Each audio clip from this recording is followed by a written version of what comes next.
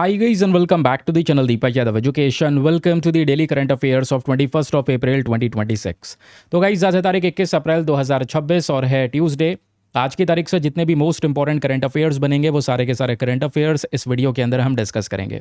रोजाना सुबह 5:30 बजे ये सेशन आपको इसी चैनल पर मिल जाता है। करंट अफेयर्स की प्रिपरेशन के लिए अगर आप लोग परेशान हैं कैसे कवर करें, कहाँ से कवर करें, आपके लिए one of the best video ये रहने वाला है। टाइम की कमी है तब भी आपके लिए बहुत इंपॉर्टेंट सेशन है। कम समय में ज़्यादा आउटपुट मिलेगा क्योंकि इस सीरीज़ को हम बोलते हैं नथिंग लेस नथिंग मोर। ना ज़्यादा फालतू मिलने वाला है और ना ही काम की कोई भी इंपॉर्टेंट इन्फॉर्मेशन छूटने वाली है। तो चलिए फिर बिना कोई देरी करे शुरुआत करते हैं। वैसे मैं आपको बता दूं इस लेक्चर का जो पीडीएफ है बहुत शानदार पीडीएफ बनाकर दिया जाता है और फ्यूचर में क्योंकि करंट अफेयर पढ़ तो सब लेते हैं, बात आती है रिवाइज करने की। तो हर एक आर्टिकल के छोटे छोटे रिवीजन पॉइंटर, हर एक आर्टिकल में 4 से 5 पॉइंट्स आपको मिल जाते हैं जिसके थ्रू कभी भी आप रिवाइज कर सकते हैं। अब ये पीडीएफ मिलेगा कहाँ पे सर जी? तो पीडीएफ को डाउनलोड करने के लिए फटाफट टेलीग्राम पर जाना, वहाँ पे जाके लिखना दीपक यादव एजुकेशन यूपीएससी। मेरा ये टेलीग्राम चैनल मिल जाएगा। 79,000 से ज़्यादा लोग जुड़ चुके हैं। मेक श्योर करें जाकर ज्वाइन कर लें और इन सभी पीडीएफ डॉक्यूमेंट्स को वहाँ से डाउनलोड करें। तो चलिए फिर शुरुआत करते हैं हम लोग अपने न्यूज़पेपर एनालिसिस की। बिल्कुल, क्योंकि इस वाले सेशन के अंदर में हमने अपना Indian express, PIB, the Hindu सभी अखबारों को कवर किया हुआ है। तो मैंने बोला ना इसीलिए one of the best source मिलने वाला है करंट अफेयर का। तो आर्टिकल नंबर 1 ये बात करता है यहाँ पर डंग बीटल के बारे में and this topic is important for GS paper number 3 environment section.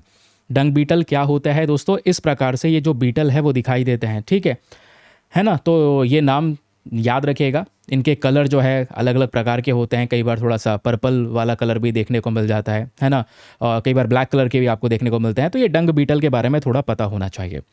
लेकिन क्वेश्चन ये है कि हम डंग बीटल को पढ़ क्यों रहे हैं, कारण क्या है, न्यूज़ में क्यों है? तो ये रहा दोस्तों यहाँ पर एग्जैक्टली आपकी न्यूज़ जिस वजह से ये चर्चाओं में।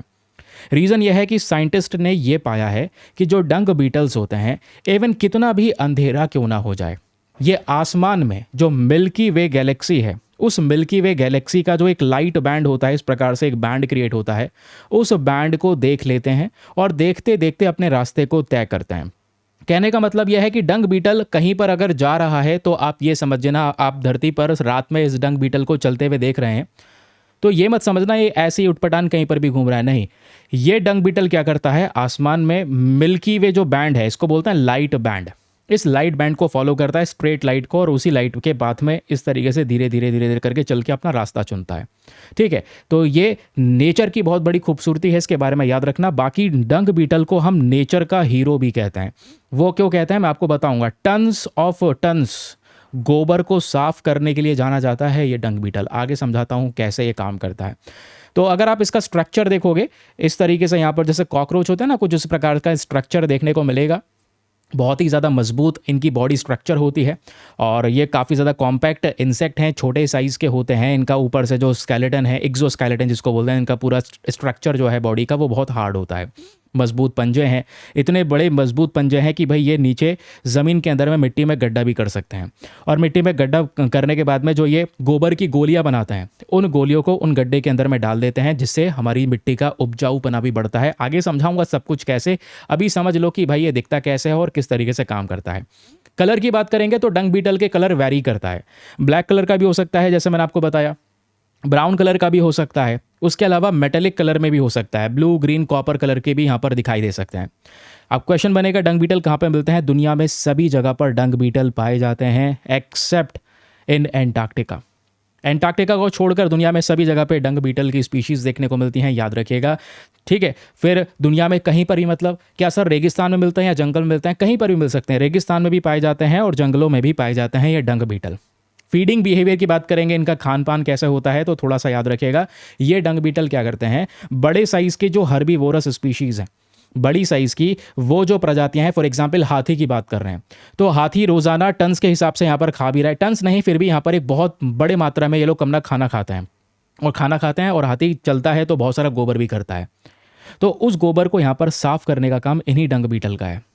ठीक है, उसके अलावा ये डंग बीटल लार्वल और एडल्ट स्टेज दोनों के अंदर में प्रेजेंट होते हैं। ये करते क्या है, जैसे मैंने बताया हाथी चल रहा है, गोबर करता जा रहा है, तो हाथी के गोबर के अंदर में बहुत सारी बीज हैं, बहुत सारे पोषण हैं, उन्हीं से खाद वगैरह भी बनाया जाता है, ये पता होना चाहिए। समझ रहे हैं? तो उस खाद को हम लोग इस्तेमाल करते हैं एग्रीकल्चर सेक्टर के अंदर में। बट जैसे मैंने बताया हाथी चल रहा है, गोबर कर रहा है, उस गोबर से ये जो डंग बीटल होते हैं उस गोबर में पनपते हैं, उस गोबर में गोल गोल करके गोलियां बना लेते हैं।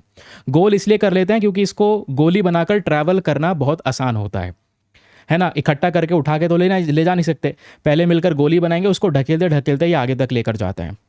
फिर उसके बाद में धीरे धीरे करके ज़मीन के अंदर में मिट्टी में गड्ढा करते हैं और ले जाके यहाँ पर गोली को उसके अंदर में डाल देते हैं, वहीं पर रहते भी हैं। समझ रहे, डंग में यहाँ पर ये उसी गोबर के अंदर में ये रहते भी हैं। अब जब ये गड्ढा करते हैं किसके अंदर में, मिट्टी के अंदर में, तो गड्ढा करने से एरेशन मिलता है, हवा पास होती है, न्यूट्रिशन मिलता है, मिट्टी में पोषण पनपता है, तो मिट्टी में उपजाऊपना बन रहा है। दूसरी तरफ हाथी का गोबर साफ होता चले जा रहा है, क्योंकि भाई हाथी का गोबर अगर पड़ा रहेगा वो सड़ता रहेगा, सड़ेगा, उसमें बहुत सारे कीड़े पनपेंगे, बहुत सारी मक्खियाँ ऐसी होती हैं जो जानवरों का खून चूसती हैं, वो अपने अंडे उसमें देती हैं, तो वो घातक भी है। तो उसको ये साफ भी कर रहे हैं। इसके लिए कोई बहुत सारा पैसा लगाने की ज़रूरत नहीं पड़ रही है, ऑटोमेटिक नेचर का हीरो है भाई, हाथी के गोबर को साफ कर दिया, ठीक है। और इवन साफ ही नहीं किया, उसको एक उपयोग में ले लिया, उससे ये मिट्टी को और उपजाऊ बना रहा है, समझ रहे हैं। फिर ये जो डंग बीटल है अपना कौन सा रास्ता चुनते हैं, कैसे रास्ता चुनते हैं, जैसे मैंने आपको बताया सन, मून और मिल्की वे का यूज़ करके ये अपना उसी लाइट की दिशा में धीरे धीरे करके आगे बढ़ते रहते हैं। इन डंग बीटल के आगे यहाँ पर एक एंटीना लगा होता है, ठीक है। तो उस एंटीना के बारे में याद रखिएगा। ये एंटीना क्या करता है, कहीं पर भी फ्रेश गोबर जो पड़ा है ना, उसकी जो खुशबू है स्पेशली, या बदबू कह लो, उसकी जो बदबू है, अब ऑब्वियस सी बात है इनके लिए खुशबू है, खाना है तो, है ना। तो अब एग्जैक्टली क्या है, वो जो गोबर है ना, तो गोबर की जो बदबू निकल कर आ रही है वो बेसिक तौर पे जो भी स्मेल होती है, स्मेल वर्ड यूज़ का सही होगा, ये एंटीना क्या करता है, उस स्मेल को डिटेक्ट कर लेता है। तो ये फ्रेश गोबर कहीं पर होगा तो उसका स्मेल यहाँ पर इनका एंटीना जो है वो डिटेक्ट कर सकता है, समझ रहे हैं। आई होप आपको यहाँ पर ये डंग बीटल्स के बारे में क्लैरिटी मिल चुकी है। तो डंग बीटल्स ये पहले ऐसे इंसेक्ट्स आपको देखने को मिलेंगे जो मिल्की वे का इस्तेमाल करके अपने रास्ते को तय करते हैं, अपने रास्ते को चुनते हैं। बाकी एनवायरमेंटल इंपॉर्टेंस तो मैं आपको बता ही चुका हूं भाई। एनवायरमेंट के लिए क्यों इंपॉर्टेंस है, क्योंकि न्यूट्रिएंट रिसाइकलिंग के लिए जाने जाते हैं। कई रिपोर्ट्स के अंदर में बोला जाता है कि जो नाइट्रोजन है उसको भी यहाँ पर ये सही तरीके से डिस्ट्रीब्यूट करने के लिए जानते हैं। मिट्टी के अंदर में थोड़े थोड़े होल्स करते हैं ताकि मिट्टी में पानी, हवा, पोषण अच्छी तरीके से पहुँच सके, है ना। जो सीड वगैरह है, बीज है, उसको इधर से उधर पहुँचाते हैं। जैसे हाथी के गोबर में बहुत सारी बीज हैं, बहुत सारे न्यूट्रिशन है, तो उसको मिट्टी के अंदर में वो दबाते हैं, है ना। उसके अलावा कई सारे प्रकार के कीड़े मकोड़े जो हो गए, जो उस गोबर के सड़ने से पनपते, उन सबको कंट्रोल करने का काम ये डंग बीटल करता है। इसलिए यहाँ पर डंग बीटल को नेचर का हीरो कहा जाता है। इसका इकोलॉजिकल इंपॉर्टेंस हो गया, डंग बीटल कैसा दिखाई देता है और किस चीज़ का इस्तेमाल करके अपने रास्ते को तय करता है, वो सब कुछ हम लोगों ने कवर किया। अगर कुछ भी भविष्य में रिवाइज करना हो तो रिवाइज करने के लिए बहुत छोटे छोटे यहाँ पर आपको ये रिवीजन पॉइंटर दिए गए हैं, आप बहुत ईजिली यहाँ से रिवाइज कर सकते हैं, ठीक है। फिर आपके सामने यहाँ पर एक और आर्टिकल देखने को मिल जाता है, वो है प्रधानमंत्री ग्राम सड़क योजना के बारे में। शॉर्ट फॉर्म में हम इसको बोलते हैं PMGSY। एक एक करके डिस्कस करेंगे, लेकिन दोस्तों यहाँ तक अगर आ चुके हो तो मेक श्योर करें वीडियो पे लाइक का बटन है उसको प्रेस कर दें। 2000 लाइक्स का टारगेट होता है, आप सभी लोग मिलकर उस टारगेट को पूरा करवा सकते हैं। उसमें कोई खर्च नहीं जा रहा है, PDF सब कुछ फ्री है, एक अल्टीमेट सेशन आपको यहाँ पर मिल जाता है। इससे मुझको बस खाली सपोर्ट मिलेगा, मुझको मोटिवेशन मिलेगा, ठीक है। और वीडियो के लास्ट में जो टेस्ट दिया जाएगा उसको पार्टिसिपेट ज़रूर से करना, वो इसी लेक्चर के बेसिस पर होगा, ठीक है। तो उसमें भी मुझे मोटिवेशन मिलेगा कि हाँ आप लोग अच्छे से लेक्चर को सुन रहे हैं, लेक्चर के अंदर में अपना पार्टिसिपेशन दिखा रहे हैं, ठीक। तो अभी हम एक स्कीम की, एक योजना की बात कर रहे हैं, प्रधानमंत्री ग्राम सड़क योजना। नाम से ही पता चल रहा है कि भाई यहाँ पर सड़क बनाने की बात हो रही है। तो एक्चुअली में क्या हुआ है, जो हमारी सरकार है, यूनियन कैबिनेट, उन्होंने प्रधानमंत्री ग्राम सड़क योजना पार्ट नंबर 3 को कंटिन्यू करने का अप्रूवल दे दिया है और बोला है कि मार्च 2025 से आगे इसको एक्सटेंड कर दिया जाएगा और अब मार्च 2028 तक इस योजना को हम लोग चलाने वाले हैं, ओके। अब प्रधानमंत्री सड़क योजना की जब भी बात आएगी तो 2-3 फैक्ट्स आपको रटे होने चाहिए। साल 2000 में ये योजना लॉन्च की जाती है। ये एक सेंट्रली स्पॉन्सर्ड स्कीम है। एक होती है सेंट्रल सेक्टर स्कीम, जहां पर सारा का सारा पैसा केंद्र सरकार खर्च करती है, और एक होती है सेंट्रली स्पॉन्सर्ड स्कीम, जहां पर केंद्र सरकार और राज्य सरकार मिलकर पैसा खर्च करती हैं। तो इस प्रधानमंत्री ग्राम सड़क योजना के बारे में जब आप डिस्कशन करेंगे तो क्वेश्चन बनता है कौन से मंत्रालय के अंदर में आता है, तो ये आता है मिनिस्ट्री ऑफ रूरल डेवलपमेंट के अंदर में। इंपॉर्टेंट बात है, रट लेना इसको। इसका ऑब्जेक्टिव है कि जितने भी रूरल एरियाज़ हैं, गांव वाले क्षेत्र हैं जहां पे प्रॉपर रोड्स नहीं है, वहां पे हर प्रकार के वेदर में टिक सकने वाली जो रोड है उसको प्रोवाइड करवाना। जिससे कि कनेक्टिविटी बहुत बढ़िया हो सके, गाँव को शहरों से बढ़िया तरीके से जोड़ा जा सके। ठीक है, क्लियर हो गया। अब यहाँ पर जैसे मैंने आपको बताया, इनिशियल फेस में सेंट्रल गवर्नमेंट ने सारी फंडिंग की, धीरे धीरे करके राज्य सरकारों को मिलाया, उनसे भी यहाँ पर मिलकर जो फंडिंग है वो करंट समय पर क्रिएट करी गई है। अभी फेस नंबर 3 को बढ़ा दिया गया है 2028 तक, बाकी इसका फेस नंबर 4 का भी टारगेट है आगे फर्दर बहुत सारे रूरल एरियाज़ के अंदर में सड़क बनाकर उनको वेल कनेक्टेड करना। ठीक है, तो एग्जामिनेशन में 2-3 बातें आप लोगों से पूछी जा सकती हैं। सबसे पहले प्रधानमंत्री ग्राम सड़क योजना को लॉन्च किया गया था साल 2000 में। एक क्या है, रूरल डेवलपमेंट प्रोग्राम है, याद रखिएगा। इसका मेन पर्पज़ है all weather road connectivity provide करवाना। ऑब्जेक्टिव क्या है भाई, सिंपल बात है, जितने भी रूरल एरियाज़ हैं, गांव वाले क्षेत्र हैं, उन गांव वाले क्षेत्रों को वेल कनेक्ट करने की बात हो रही है। एक ऐसी रोड प्रोवाइड करवाने की बात हो रही है जो बारिश या कैसे भी मौसम में भरपूर मात्रा में टिकी रहे, जितना भी इस्तेमाल हम कर सकें। अब क्वेश्चन यह है कि भाई डिसाइड कैसे करेंगे कि कहाँ पे रोड बनानी है, कहाँ पे रोड नहीं बनानी है। डिसाइड करने के लिए दोस्तों यहाँ पे पॉपुलेशन का साइज़ और कनेक्टिविटी स्टेटस दोनों को सबसे पहले मेजर किया जाएगा। अगर कोई एरिया है जहाँ पर सड़क बनाने की डिमांड उठ रही है तो पहले देखा जाएगा पॉपुलेशन। अगर वहाँ पे आबादी 500 लोगों से ज़्यादा है, वो एरिया अनकनेक्टेड है, तो वहाँ पे क्या करा जाएगा, सड़क बनाई जाएगी। और कोई स्पेशल एरिया है, फॉर एग्जांपल नॉर्थ ईस्टर्न वाला रीजन है, हिमालयन स्टेट्स हैं या यूनियन टेरिटरी है, यहाँ पे ऑटोमेटिक पॉपुलेशन कम रहती है, तो यहाँ पे क्राइटेरिया थोड़ा बदल जाता है। अगर इस एरिया में किसी रोड की ज़रूरत है और पॉपुलेशन यहाँ पे 250 के आसपास है या 250 से ज़्यादा है 2001 के जनगणना के हिसाब से, तो बेसिक तौर पे वहाँ पर भी रोड्स बनाई जाएंगी अंडर दिस प्रधानमंत्री ग्राम सड़क योजना। आई होप आपको क्लैरिटी मिल चुकी है। इम्प्लीमेंटेशन की बात करेंगे तो स्टेट गवर्नमेंट, यूनियन टेरिटरीज मिलकर यहाँ पर पैसा खर्च करके इसको इम्प्लीमेंट करते हैं। और मंत्रालय दोस्तों लास्ट में याद रखेगा ये कौन से मंत्रालय के अंडर में आता है, तो मिनिस्ट्री ऑफ रूरल डेवलपमेंट के अंदर में ये पर्टिकुलर बॉडी आती है। ठीक है, अब छोटे छोटे रिवीजन पॉइंटर्स आपको देखने को मिल जाएंगे। यहाँ पर छोटे छोटे रिवीजन पॉइंटर्स दिए गए हैं जिसको आप कभी भी कहीं पर भी बहुत ईजिली रिवाइज कर सकते हैं। चलिए आगे आते हैं उसके बाद अगली इंपॉर्टेंट खबर की तरफ। नाउ यहाँ पे हम लोग डिस्कशन करने वाले हैं दोस्तों अस्त्रा MK2 मिसाइल के बारे में। GS paper number 3 defence and security के पॉइंट ऑफ व्यू से एक बहुत ही इंपॉर्टेंट टॉपिक है अस्त्रा MK2। क्या है मामला, आइए मैं एक एक करके समझाता हूँ। सबसे पहले आखिरकार ये न्यूज़ में क्यों कवर किया जा रहा है, तो कारण है भाई भारत ने प्लान किया है जो मिराज 2000 जेट्स हैं। मिराज 2000 बेसिक तौर पे फाइटर जेट का नाम है, तो उन जेट्स के अंदर में अस्त्रा MK2 मिसाइल को लगाया जाए। और ये मिसाइल की पावर यह है कि 240 किलोमीटर तक के टारगेट को ये भेज सकती हैं। इसकी रेंज यहाँ पर मिसाइल की देखने को मिलती है। तो एग्जामिनेशन के लिए आपको पता होना चाहिए अस्त्रा MK2 है क्या, क्योंकि भाई इसको मिराज 2000 में लगाने की बात हो रही है। आप देखो कोई भी एग्जामिनेशन का मिसाइल को लेकर क्वेश्चन आपको देखने को मिलेगा तो सिंपली उसमें पूछा जाता है कि बताओ ये किस प्रकार की मिसाइल है।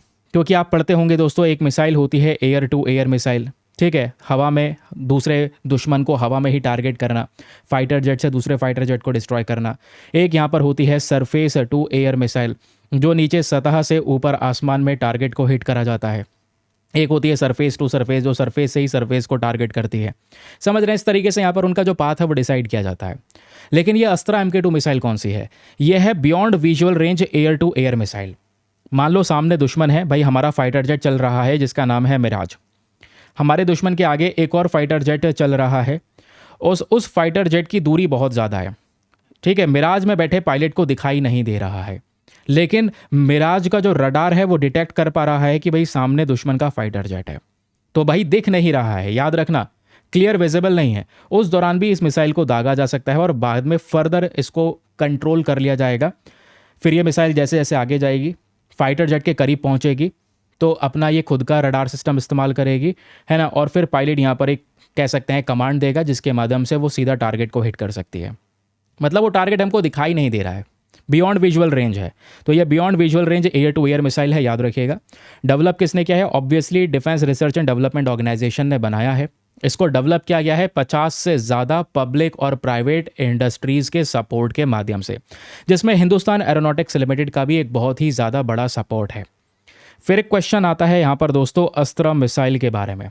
तो अस्त्रा मिसाइल कोई छोटी मोटी मिसाइल नहीं है। जैसे अभी हम ऊपर पढ़ रहे थे अस्त्रा MK2, तो इसका मतलब MK1 भी होगा। हाँ बिल्कुल, एक पूरी फैमिली है, एक पूरी सीरीज़ है यहाँ पर यह मिसाइल्स की। तो अस्त्रा MK1 की बात करते हैं तो इसकी रेंज है लगभग 90 से लेकर 100 किलोमीटर्स के आसपास। और इस अस्त्रा MK1 मिसाइल को दोस्तों इंडियन एयरफोर्स में ऑलरेडी इंडक्ट किया जा चुका है। इंडियन एयरफोर्स ऑलरेडी यहाँ पर यूज़ कर रही है। किसमें? LCA तेजस में यूज़ की जा रही है और SU-30 MKI के अंदर में अस्त्रा MK1 का इस्तेमाल कर रहे हैं। MK2 की बात हो रही है तो जैसे मैंने आपको बताया कि हम मिराज 2000 में इसका इस्तेमाल करेंगे। एडवांस वर्जन है, ज़्यादा रेंज है, ज़्यादा क्षमता है और आने वाले समय पर हम अपने पड़ोसी देशों, अपने मित्र देशों को ये एक्सपोर्ट भी कर सकते हैं।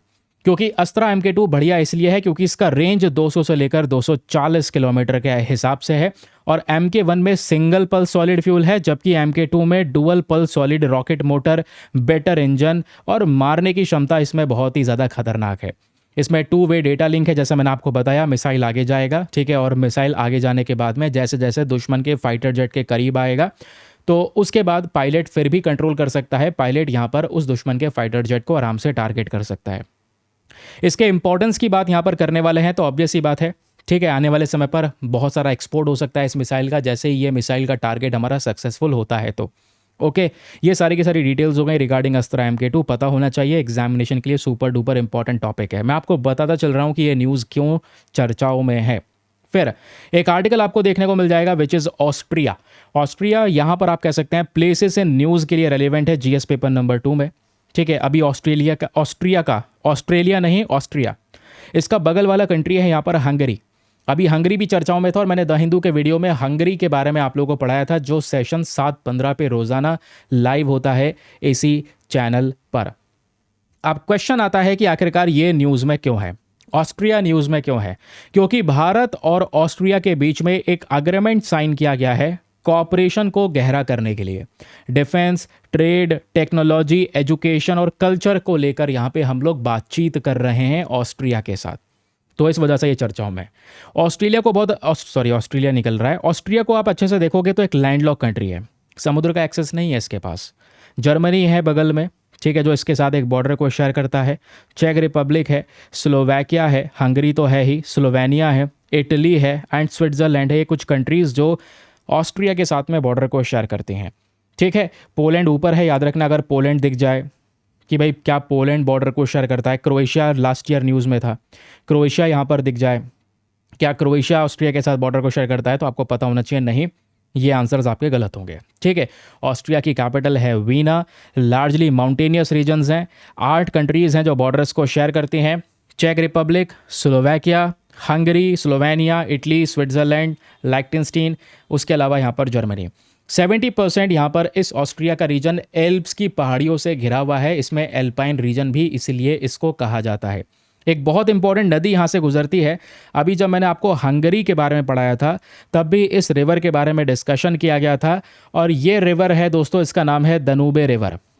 ये रिवर पूरे यूरोप के अंदर में सेकंड लार्जेस्ट रिवर है, इस बात को अच्छे से रट लेना। ये दनूबे रिवर ऑस्ट्रिया को क्रॉस करके, हंगरी को क्रॉस करके, रोमानिया को क्रॉस करके, मोल्दोवा को क्रॉस करके, ये इधर कौन सा सी है? ब्लैक सी। ब्लैक सी के अंदर में ये नदी खाली हो जाती है। ये बात रटी होनी चाहिए आप लोगों को क्योंकि इंपॉर्टेंट है। तो दनूबे रिवर के बारे में बात करेंगे तो याद रखिएगा most important river and second largest river है पूरे यूरोप के अंदर में, जहां से बहुत सारा ट्रेड वगैरह भी कई बार होता है, ठीक है।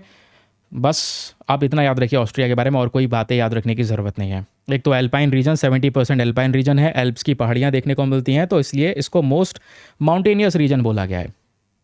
बाकी कैपिटल, उसके बॉर्डर कंट्रीज़ और बाकी सारी इन्फॉर्मेशन मैंने ऑलरेडी आपके साथ में यहाँ पर शेयर कर दी है। अगले न्यूज़ आर्टिकल पर आते हैं, वेरी वेरी इंपॉर्टेंट टॉपिक।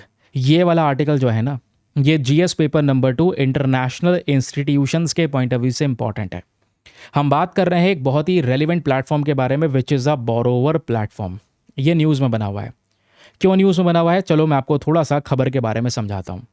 पहली बार ऐसा हुआ है कि जो बोरोवर्स प्लेटफॉर्म है उसको लॉन्च किया गया है इसी साल 2026 में। ये कहाँ पे लॉन्च किया गया है? International monetary fund world bank spring meetings 2026 के दौरान। तो IMF की मीटिंग चल रही थी, IMF वर्ल्ड बैंक की मीटिंग चल रही थी, उस दौरान पहली बार बोरोवर्स प्लेटफॉर्म को लॉन्च किया गया है। ये जो प्लेटफॉर्म है दोस्तों, इसकी शुरुआत की गई थी डेवलपिंग कंट्रीज़ के थ्रू। थोड़ा सा आप इसको याद रख सकते हैं, ठीक है, ये प्लेटफॉर्म की जो शुरुआत है ये की गई थी डेवलपिंग कंट्रीज़ के थ्रू। डेवलपिंग कंट्रीज़ वो हैं जो बेसिक तौर पे अभी के समय पर अपने देश को आगे बढ़ा रहे हैं, वो भी चाहते हैं डेवलप्ड कंट्री बनना, विकसित देश बनना। समझे? अब बोरोवर प्लेटफॉर्म की जब भी बात आती है तो एग्जामिनेशन में क्या क्या पूछा जाएगा? नंबर 1 पॉइंट, ये क्या है? तो ये एक ऐसा डेडिकेटेड प्लेटफॉर्म है जहां पर डेवलपिंग कंट्रीज़ या फिर बोरोवर कंट्रीज़ जिन्होंने बहुत सारा उधार लिया है, वो देश कर्जे में है, डेट में ज़्यादा है, वो एक दूसरे के साथ में नॉलेज को शेयर करते हैं, वो एक दूसरे के साथ में एक्सपीरियंसेस को शेयर करते हैं, और ये कर्जदारी से रिलेटेड जितनी भी समस्याएं हैं उनको साथ में मिलकर डिस्कस करते हैं। दुनिया में जितने भी बोरोवर्स आपको देखने को मिलेंगे, उन बोरोवर्स की आवाज़ बनते हैं कि हमें क्या करना चाहिए मिलकर, हमारे देश के ऊपर भी इतना कर्जा हो चुका है। तो ये प्लेटफॉर्म इनको एक फोरम प्रोवाइड करवाता है जहां पर ये नॉलेज और एक्सपीरियंसेस को शेयर करते हैं एक दूसरे के साथ में, याद रखिएगा। And this borrower platform is only for developing countries. अब बात आती है इसके कुछ रेलिवेंट फीचर्स के बारे में। भाई इसके क्या क्या एक्स्ट्रा फीचर्स नजर आएंगे? फीचर नंबर 1 कि जितनी भी डेवलपिंग कंट्रीज इसमें शामिल हैं। सर कितनी कंट्रीज हैं, क्या कोई डेटा है? बिल्कुल है। इस बोरोवर प्लेटफॉर्म पर टोटल मेंबर कंट्रीज हैं 30। क्या इंडिया इसका मेंबर है? बिल्कुल सही बात है, भारत भी इसका मेंबर है। और अभी इसकी चेयरमैनशिप इजिप्ट के पास में है, ये ध्यान में रखिएगा। जो 30 कंट्रीज़ की हमने अभी बात की है वो 30 के 30 कंट्रीज़ के finance minister, central bank governors, ये सब साथ में मिलकर डिस्कस करते हैं एक दूसरे के साथ में अपने देश की डेट मैनेजमेंट कैपेसिटी बिल्डिंग, कि किस तरीके से यहाँ पर जो ये कर्जा है इससे रिलेटेड चुनौतियाँ हैं उनसे वो कंट्री को डील करवा सकते हैं। गवर्नेंस स्ट्रक्चर की बात करेंगे तो जो 30 मेंबर्स हैं उन मेंबर्स के, उन कंट्रीज़ के जो फिनांस मिनिस्टर्स हैं उसके थ्रू यहाँ पर ये गवर्न किया जाता है, ये थोड़ा सा याद रखिएगा। इसमें ये नहीं है कि भाई कोई डेट रीस्ट्रक्चर कर रहे हैं, कर्जा चुका दिया जाएगा, क्या पैसा इकट्ठा करा जा रहा है, नहीं। यहाँ पर केवल और केवल डिस्कशन हो रहा है, कोऑर्डिनेशन बनाया जा रहा है कि हम मिलकर साथ में क्या कर सकते हैं, कि भाई हमारे ऊपर इतना कर्जा है, हम अपनी नॉलेज और अपना एक्सपीरियंस शेयर कर रहे हैं, आप भी अपना नॉलेज और एक्सपीरियंस शेयर करो, फिर एक रास्ता निकालेंगे कि भाई और क्या किया जा सकता है। ठीक है, इसके हेडक्वार्टर की बात करेंगे तो UNCTAD का हेडक्वार्टर ये लोग इस्तेमाल कर रहे हैं, ये है United nation conference on trade and development. इसी हेडक्वार्टर के थ्रू इसको सपोर्ट दिया जा रहा है। अब क्वेश्चन ये है कि ऐसा क्यों? इस बोरोवर प्लेटफॉर्म का मेन इंपॉर्टेंस होगा क्या, इसका मेन सिग्निफिकेंस क्या होगा? तो जितना भी दोस्तों एक्सटर्नल डेट बर्डन है, बाहर कंट्रीज के ऊपर में जो भी कर्जदारी का एक बहुत बड़ा दबाव है, उस समस्याओं को कहीं ना कहीं हल किया जा सकेगा, कुछ ना कुछ उपाय निकाला जा सकेगा। क्योंकि 2024 की रिपोर्ट कहती है डेवलपिंग कंट्रीज, जितने भी डेवलपिंग कंट्रीज हैं दोस्तों, उनके ऊपर में जो कर्जदारी है वो $11.7 ट्रिलियन तक जा चुकी है। तो ये प्लेटफॉर्म ऐसा होगा जहां पर इन कंट्रीज को एक बेटर कोऑर्डिनेशन प्रोवाइड करवाएगा, स्ट्रॉन्गर नेगोशिएशन प्रोवाइड करवाएगा, और डेट्स को डील करने के लिए थोड़ा सा जो क्षमता है वो भी इंप्रूव करता हुआ नजर आएगा। तो ये पता होना चाहिए, कभी भी रिवाइज कर सकते हैं आप इन रिविजन पॉइंटर्स के माध्यम से। 30 कंट्रीज इसके मेंबर्स हैं and India is also one of the member of borrowers platform. Okay, आगे बढ़ते हैं। अगला टॉपिक है बहुत ही ज़्यादा काम का मेरे दोस्त। इस बार पॉसिबिलिटी देखो, यूपीएससी को वैसे कोई प्रेडिक्ट नहीं कर सकता, जो प्रेडिक्ट कर रहा है वो भी 100% दावा देके यूट्यूब पे, मैं कहूँगा ये बेवकूफ़ी की तरफ जाना मत। लेकिन प्रेडिक्शन हम लोग ना करते हुए, लेकिन फिर भी मैं आपको बता सकता हूँ ये बहुत ही ज़्यादा इंपॉर्टेंट टॉपिक है रिगार्डिंग द येलो लाइन। अभी ना कुछ इंपॉर्टेंट बाउंड्रीज लाइन, आपने बाउंड्रीज लाइन सुना होगा, मैकमोहन लाइन के बारे में सुना होगा, इंडिया चाइना के बीच वाले, दुरंत लाइन के बारे में सुना होगा, पाकिस्तान अफगानिस्तान के बीच वाली जो अभी रिसेंटली चर्चाओं में है। वैसे ही दोस्तों येलो लाइन है, ब्लू लाइन है, ग्रीन लाइन है, ये सारी की सारी लाइन इजराइल से रिलेटेड है, वेस्ट एशिया से रिलेटेड है। तो आपको पता होना बेहद बेहद ज़रूरी है। आइए सारी की सारी लाइन्स का एक बड़ा क्लियरेंस मैं आपको प्रोवाइड करवाता हूँ। लेकिन सवाल यह है कि हम येलो लाइन को डिस्कस क्यों कर रहे हैं। सबसे पहली चीज़, इजराइल ने येलो लाइन बफर जोन बनाया है सदर्न लेबनान में। अभी अप्रैल 2026 में जो ये सीज फायर था उसकी वजह से यहाँ पर एक बनाया हुआ था। इस बफर जोन को बढ़ाया गया है, घटाया गया, यही चल रहा है क्योंकि इस पूरे एरिया में बहुत ही ज़्यादा डिस्प्यूटेड वॉर छिड़ा पड़ा है। करना क्या है, मैं आपको बहुत क्लियरली गाज़ा का मैप दिखाता हूँ, वही मैप सही है, उसी मैप के थ्रू आप क्लियर कर पाओगे। ये इजराइल है और ये है दोस्तों गाज़ा पट्टी। ठीक है, इस गाज़ा पट्टी के बाहर ये जो येलो लाइन आपको दिख रहा है, ये बॉर्डर, ये इजराइल ने डिफाइन कर रखा है कि भाई ये येलो लाइन है, इसके आसपास का जो रीजन है वो खाली रहेगा ताकि यहाँ पर इजराइल पे हमला ना हो सके और फिर उसके बाद रिटेलिएशन में इजराइल हमला ना करे। ठीक है। तो बेसिक तौर पे ये जो येलो लाइन है ये ब्लॉक कर देता है, खान यूनिस को भी ब्लॉक करता है। ये येलो लाइन इधर नॉर्थ गाज़ा को भी ब्लॉक करता है। तो इसके पीछे एक बहुत बड़ा जोन क्रिएट कर रखा है ताकि डिस्प्यूट जो है वो कम से कम हो सकें। इस तरीके से येलो लाइन इजराइल ने बना रखी है। तो एग्जामिनेशन में क्वेश्चन बन जाए येलो लाइन के बारे में तो पता होना चाहिए। सदर्न लेबनान जोन में, सदर्न लेबनान जोन मतलब बिल्कुल निचले साइड में आपको देखने को मिलेगा। ऊपर जाओगे तो आपको लेबनान नाम का एक कंट्री देखने को मिल जाता है। ठीक है। इसी येलो लाइन को कई बार हम ग्रीन लाइन भी कहते हैं। एक सेकेंड को, ठीक है। तो ये ग्रीन लाइन को भी कवर कर लेना। ये ग्रीन लाइन आपको दिख रही है। उसके अलावा ये वेस्ट बैंक वाले रीजन के आसपास जो ग्रीन लाइन दिख रही है, ये ग्रीन लाइन है जो बेसिक तौर पे इजराइल और साथ ही साथ में वेस्ट बैंक और पैलेस्टीन को आपस में डिवाइड कर रहा है। येलो लाइन का कॉन्सेप्ट अभी कुछ समय पहले लेकर आया गया था गाज़ा के इस पर्टिकुलर रीजन को खाली करने के लिए कि भाई यहाँ पर ये एरिया खाली रहेगा तो कोई किसी प्रकार का डिस्प्यूट नहीं होगा। तो इस वजह से यहाँ पर ये येलो लाइन का कॉन्सेप्ट लेकर आया गया था। ट्रम्प का गाज़ा पीस प्लान याद है, तो उसी दौरान येलो लाइन का कॉन्सेप्ट रखा गया था। अब इसी वजह से येलो लाइन के अलावा ब्लू लाइन भी कई बार न्यूज़ में आ जाती है, तो आपको ब्लू लाइन के बारे में पता होना चाहिए। ये रही वो ब्लू लाइन जिसको मैंने अभी के समय पर रेड कर दिया है। तो एग्जामिनेशन में क्वेश्चन बन जाए ब्लू लाइन यहाँ पर क्या है, तो यूनाइटेड नेशन के थ्रू दोस्तों ये डीमार्केटेड लाइन है। यूनाइटेड नेशन के थ्रू यहाँ पर इस लाइन को एक रिकग्निशन दिया गया है। इसके ऊपर लेबनान है, ठीक है, नीचे सदर्न लेबनान हो गया और ये इजराइल हो गया। याद रखेगा ब्लू लाइन इन दोनों को लेबनान के साथ में, ब्लू लाइन लेबनान के साथ में है, येलो लाइन गाज़ा के साथ में, और ग्रीन लाइन पूरे पैलेस्तीन के साथ में, वेस्ट बैंक हो गाज़ा हो दोनों के साथ में ग्रीन लाइन हमको देखने को मिलता है। यहीं पर एक और लाइन आती है which is a purple line. अब यहाँ पर ये लिखा तो नहीं है पर्पल लाइन के बारे में कहीं पर भी, लेकिन मैं आपको बता रहा हूँ तो पता होना चाहिए इसके बारे में। इंपॉर्टेंट है, एग्जामिनेशन में क्वेश्चन बन सकता है। जो पर्पल लाइन है दोस्तों वो इजराइल और सीरिया के बीच में यहाँ पर लगती है, तो इस पर्पल लाइन को भी ध्यान रखना। इन दोनों के बीच में एक समुद्र है इजराइल और सीरिया के बीच में एग्जैक्टली, जिसका नाम है सी ऑफ गैलीली, और ये गोलन हाइट वाला हिस्सा है जिसको इजराइल ने कब्जाया भी है। ठीक है, गोलन हाइट को लेकर भी यूपीएससी ने क्वेश्चन पूछा हुआ है। तो ये बात हो गई दोस्तों हमारे आज के इन सभी न्यूज़पेपर के आर्टिकल्स की जो रेलिवेंट टॉपिक्स हैं। इसके अलावा आपने कुछ नहीं पढ़ना है। करंट अफेयर का आज का सेशन में इतना ही है, लेकिन अभी प्रैक्टिस क्वेश्चन सॉल्व करना है। तो एक एक करके मैं आपको प्रश्न देने वाला हूँ आपकी स्क्रीन पर। फटाफट उन क्वेश्चंस को अटेम्प्ट करो और उनका आंसर्स नीचे कमेंट सेक्शन में लिखो।